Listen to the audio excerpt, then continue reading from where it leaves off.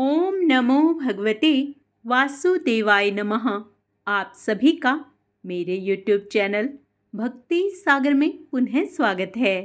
आज के अपने इस वीडियो में हम आषाढ़ शुक्ल पक्ष में पड़ने वाली देवसैनी एकादशी की व्रत कथा का स्मरण करेंगे वे श्री हरि की प्रसन्नता प्राप्त करेंगे। आज का अपना वीडियो शुरू करने से पहले आप सभी से विनम्र प्रार्थना है, यदि आपको मेरे वीडियोज अच्छे लगते हैं तो इसी प्रकार की अन्य सभी जानकारियां प्राप्त करने के लिए वे सभी व्रत कथाओं का स्मरण करने के लिए कृपया मेरे चैनल को सब्सक्राइब अवश्य कर लें। वे साथ में बेल आइकॉन भी दबा लें ताकि समय पर आपको संपूर्ण जानकारी मिलती रहे। वीडियो यदि पसंद आते हैं तो लाइक एंड शेयर भी किया करें। आषाढ़ मास के शुक्ल पक्ष की एकादशी तिथि को देवसैनी एकादशी या हरिसैनी एकादशी का उपवास किया जाता है। इस एकादशी का व्रत करने से और कथा सुनने या पढ़ने से जीवन के सभी कष्ट दूर हो जाते हैं और परिवार में सुख, शांति और समृद्धि बनी रहती है। धर्मराज युधिष्ठिर ने कहा, हे केशव, आषाढ़ शुक्ल एकादशी का क्या नाम है? इस व्रत के करने की विधि क्या है और किस देवता का पूजन किया जाता है? श्री कृष्ण कहने लगे कि हे युधिष्ठिर, जिस कथा को ब्रह्मा जी ने नारद जी से कहा था वही मैं तुमसे कहता हूँ। एक समय नारद जी ने ब्रह्मा जी से यही प्रश्न किया था। तब ब्रह्मा जी ने उत्तर दिया कि हे नारद, तुमने कलयुगी जीवों के उद्धार के लिए बहुत उत्तम प्रश्न किया है, क्योंकि देवसैनी एकादशी का व्रत सब व्रतों में उत्तम है। इस व्रत से समस्त पाप नष्ट हो जाते हैं और जो मनुष्य इस व्रत को नहीं करते वे नरकगामी होते हैं। इस व्रत के करने से भगवान विष्णु प्रसन्न होते हैं। इस एकादशी का नाम पद्मा है। अब मैं तुमसे एक पौराणिक कथा कहता हूँ, तुम मन लगाकर सुनो। सूर्य वंश में मानधाता नाम के एक चक्रवर्ती राजा हुए, जो सत्यवादी और महान प्रतापी थे। वह अपनी प्रजा का पुत्र की भांति पालन किया करते थे। उनकी सारी प्रजा धन धान्य से भरपूर और सुखी थी। उनके राज्य में कभी अकाल नहीं पड़ता था। एक समय उस राजा के राज्य में 3 वर्ष तक वर्षा नहीं हुई और अकाल पड़ गया। प्रजा अन्न की कमी के कारण अत्यंत दुखी हो गई। अन्न के न होने से राज्य में यज्ञ आदि भी बंद हो गए। एक दिन प्रजा राजा के पास जाकर कहने लगी कि हे राजा, सारी प्रजा त्राही त्राही पुकार रही है, क्योंकि समस्त विश्व की सृष्टि का कारण वर्षा है। वर्षा के अभाव से अकाल पड़ गया है और अकाल से प्रजा मर रही है। इसलिए हे राजन, कोई ऐसा उपाय बताएं जिससे प्रजा का कष्ट दूर हो। राजा मानधाता कहने लगे कि आप लोग ठीक कह रहे हैं। वर्षा से ही अन्न उत्पन्न होता है और आप लोग वर्षा न होने से अत्यंत दुखी हो गए हैं। मैं आप लोगों के दुखों को समझता हूँ। ऐसा कहकर राजा कुछ सेना को साथ लेकर वन की तरफ चल दिए। वह अनेक ऋषियों के आश्रम में भ्रमण करते रहे। अंत में ब्रह्मा जी के पुत्र अंगिरा ऋषि के आश्रम में पहुंचे। वहां राजा ने घोड़े से उतरकर अंगिरा ऋषि को प्रणाम किया।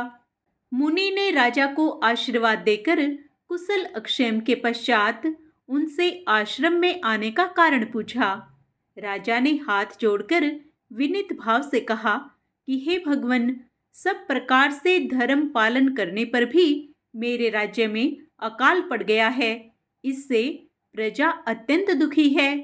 राजा के पापों के प्रभाव से ही प्रजा को कष्ट होता है, ऐसा शास्त्रों में कहा गया है। जब मैं धर्मानुसार राज्य करता हूँ तो मेरे राज्य में अकाल कैसे पड़ गया, इसके कारण का पता मुझको अभी तक नहीं चल सका। अब मैं आपसे इसी संदेह को निवृत्त कराने के लिए आया हूँ। कृपया करके मेरे इस संदेह को दूर कीजिए। साथ ही प्रजा के कष्ट को दूर करने का कोई उपाय बताइए। इतनी बात सुनकर ऋषि कहने लगे कि हे राजन, यह सतयुग सब युगों में श्रेष्ठ है। इसमें धर्म के चारों चरण सम्मिलित हैं, अर्थात इस युग में धर्म की सबसे अधिक उन्नति है।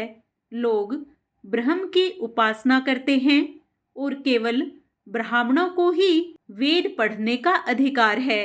ब्राह्मण ही तपस्या करने का अधिकार रख सकते हैं, परंतु आपके राज्य में एक शूद्र तपस्या कर रहा है। इसी दोष के कारण आपके राज्य में वर्षा नहीं हो रही है। इसलिए यदि आप प्रजा का भला चाहते हैं तो उस शूद्र का वध कर दो।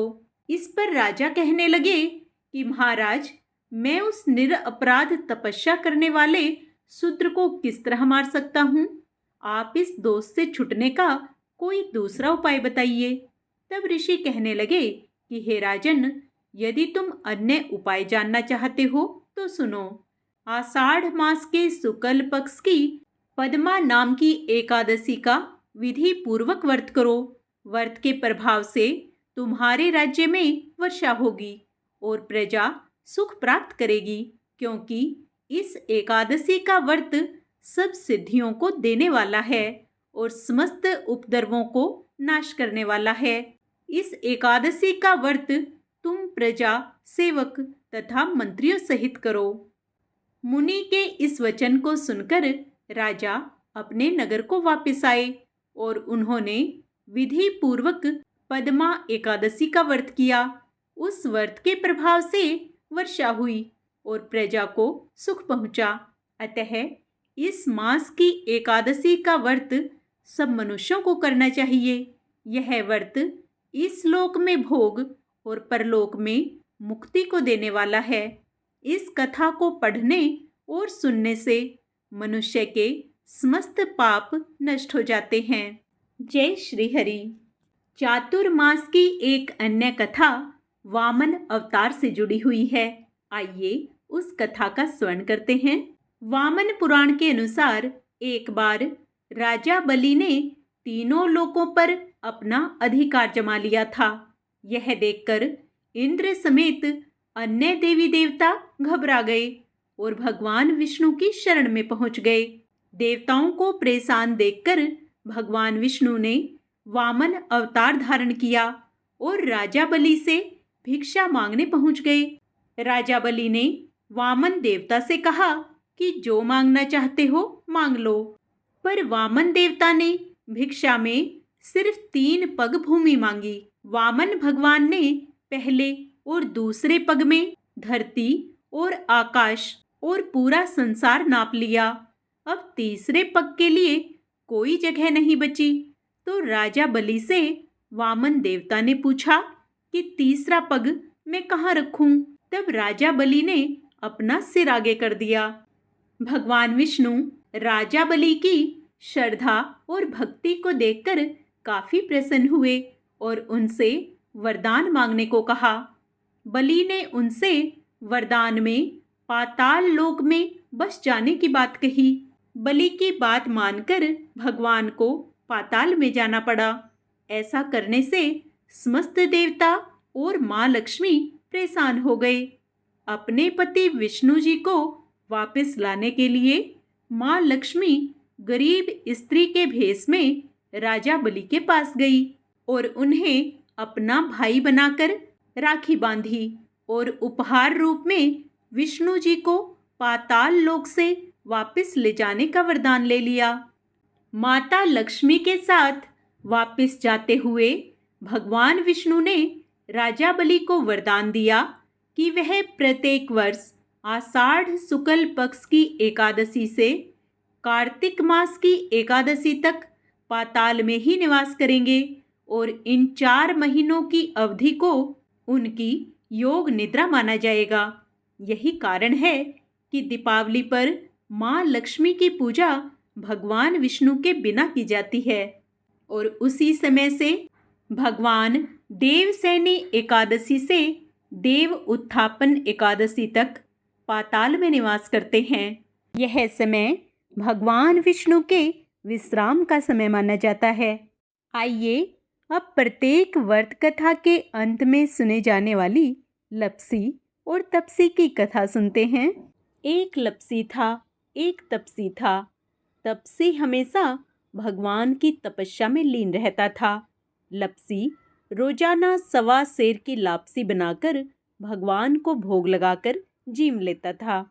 एक दिन दोनों लड़ने लगे।